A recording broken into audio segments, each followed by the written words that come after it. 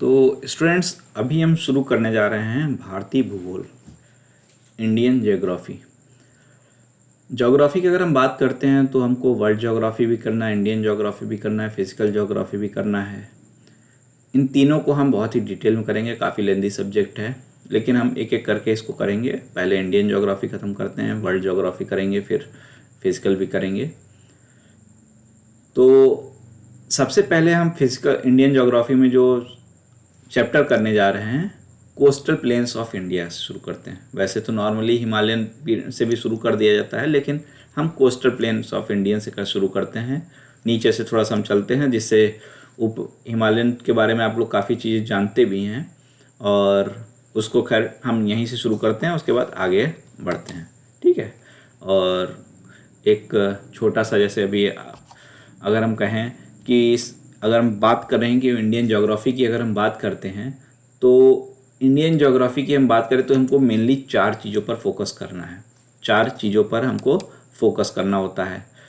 और यहाँ पर डिस्ट्रीब्यूशन की अगर हम बात करते हैं तो 29% हमारे हिल्स या माउंटेन के एरिया पाए जाते हैं। हिल्स जो थोड़ी सी कम ऊंचाई पर होते हैं माउंटेन से, 29% हमारा हिल्स या माउंटेन है। 28% हमारे पठार हैं, प्लेटू हैं, और बचे जो हमारे 43% लगभग हैं, वो हमारे क्या हैं, वो हमारे मैदान हैं। जैसे गंगा ब्रह्मपुत्र के क्षेत्र हो गए, जलोढ़ क्षेत्र हो गए, वो हमारे इसमें आ जाते हैं। ठीक है। तो एक एक स्टेप में हम लोग आगे बढ़ेंगे, और जब हम सारे स्टेप्स को कवर कर चुके रहेंगे तो हम पूरी चीज़ों को अपने अच्छी तरीके से कवर करते हुए आगे बढ़ चुके रहेंगे। तो अगर भारत की फिजियोग्राफी की बात हम करते हैं तो इसको बेसिकली 4 पार्ट्स में डिवाइड किया जाता है। ठीक है। कितनी पार्ट्स में डिवाइड किया जाता है? 4 पार्ट्स में डिवाइड किया जाता है। एक तो हिमालयन या नॉर्दर्न माउंटेन्स की बात हम कर सकते हैं, हिमालय या उत्तर के पर्वत। दूसरा, the great plains of north India, उत्तर भारत का विशाल या महान मैदान, बृहत मैदान। थर्ड हमारा है भारतीय पठार, द इंडियन प्लेटू। फोर्थ हमारा कोस्टल प्लेन। फोर्थ हमारा है क्या? Coastal plain. इन चारों के बारे में हमको मेन जानना होता है। जो हमारी फिजियोग्राफी की यूनिट्स हैं भारत की, इनके बारे में हमको डिटेल में करना होता है। तो सबसे पहले हम शुरू जो करने जा रहे हैं वो हम करने जा रहे हैं कोस्टल प्लेन से। हम सबसे पहले कहाँ से शुरू करेंगे? कोस्टल प्लेन से शुरू करेंगे, तटीय मैदान से। तटीय क्षेत्र, तटीय क्षेत्र क्या मतलब?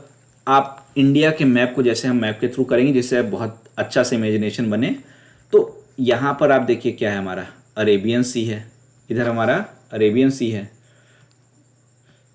एक मिनट, थोड़ा सा हम कलर पेन का बदल देते हैं जिससे कोई दिक्कत ना हो। ये हमारा अरब सागर, अरेबियन सी है। ठीक है। यहाँ पे हमारा बे ऑफ बंगाल है, बंगाल की खाड़ी है, बंगाल की खाड़ी है।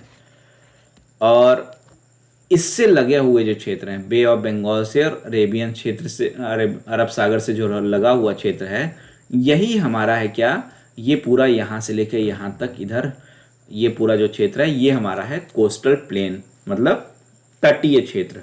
तटीय क्षेत्र, ये पोर्शन अगर हम बोलें तो हमारा ये हमारा पूर्वी क्षेत्र हो गया, ये हमारा वेस्ट हो गया, ऊपर में हम नॉर्थ, और ये हमारा साउथ। तो इधर का जो कोस्ट है वो क्या बोला जाएगा? Western coastal plain. क्या बोला जाएगा? वेस्टर्न कोस्टल प्लेन, मतलब पश्चिमी तटीय मैदान। क्या बोला जाएगा? पश्चिमी तटीय मैदान। इसी तरीके से यहाँ का जो हमारा क्षेत्र होगा वो क्या बोला जाएगा? वो बोला जाएगा पूर्वीय तटीय मैदान, पूर्वी तटीय मैदान। अब ये तो सिर्फ 2 डिवीज़न हो गए। जैसे ये हमारा इंडिया के मैप का, मान लीजिए यहाँ से लेके यहाँ तक का, ये हमारा एक पश्चिमी क्षेत्र हो गया, और ये वाला हमारा क्या हो गया? पूर्वी क्षेत्र हो गया, ईस्टर्न कोस्टल प्लेन और वेस्टर्न कोस्टल प्लेन। लेकिन इतना भर नहीं, उसके बाद भी जब हम चाहे वेस्टर्न में जाते हैं या ईस्टर्न में जाते हैं, तो अलग अलग एरियाज़ में, जैसे यहाँ से लेके यहाँ तक के सेक्शन को, फिर यहाँ से यहाँ तक के सेक्शन को अलग अलग नामों से जाना जाता है, अलग अलग नामों से जाना जाता है। और इन स्थानों की कुछ अलग अलग विशेषताएं भी पाई जाती हैं। इन स्थानों की कुछ अलग अलग विशेषताएं भी पाई जाती हैं। जैसा आप वेस्टर्न कोस्टल प्लेन की बात करते हैं जब, तो आप यहाँ पर देख सकते हैं कि ये वाला जो एरिया है यहाँ पर गुजरात में, ये एरिया जो है ये हमारा कच्छ का तटीय मैदान कहा जाता है। क्या कहा जाता है? कच्छ का तटीय मैदान। यहाँ से यहाँ तक ये वाला पोर्शन जो हमारा है, ठीक है, ये वाले पोर्शन जो तटीय क्षेत्र में है वो क्या है? कच्छ का तटीय मैदान। कच्छ के तटीय मैदान से जब हम नीचे आते हैं तो बोला जाता है काठियावाड़ तट। क्या बोला जाता है? काठियावाड़ तट। कच्छ का तटीय मैदान, फिर काठियावाड़ तट। और नीचे आते हैं तो उसको नाम दे दिया जाता है क्या? कोंकण तट। कोंकण तट। कोंकण तट से और नीचे आ जाते हैं तो नाम दे दिया जाता है कन्नड़ तट। कौन सा तट? कन्नड़ तट। और नीचे आ जाइए मालाबार तट। तो कई बार तो सिंपल सा मान लीजिए यही क्वेश्चन बन जाता है कि 2-3 स्टेटमेंट बना दिए गए, लिख दिया गया कि Konkan coast eastern coastal plain का भाग पार्ट है, ठीक है, एक स्टेटमेंट उसमें डाल दिया गया।